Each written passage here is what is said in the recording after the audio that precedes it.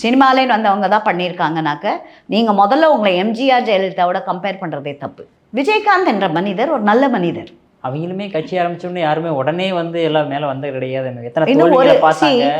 எம்ஜிஆர் அவர்கள் ஃபஸ்ட்டு இடைத்தேர்தல் திண்டுக்கல் மாயத்தேவரை நிற்க வைத்து ஜெயிச்சார். ஜெயலலிதா அம்மையாராக அவங்க தான் என்னை விட எம்ஜிஆரை விட ஒரு படி மேலே போய் நான் அவங்கள சொல்வேன். அந்த அம்மையார் ஆளுமை, கட்சியில் ஊர் பேர் தெரியாத.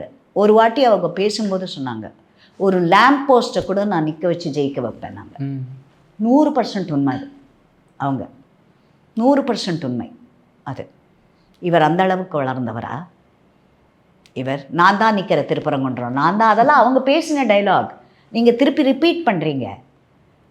ஜெயலலிதா அம்மையார் நான் நிற்பதாக 234 தொகுதிகளும் நான் நிற்கிறேன் என்று நினைத்து கொள்ளுங்கள் அப்படின்னு தான் பேசுவாங்க அந்த அம்மாவும்.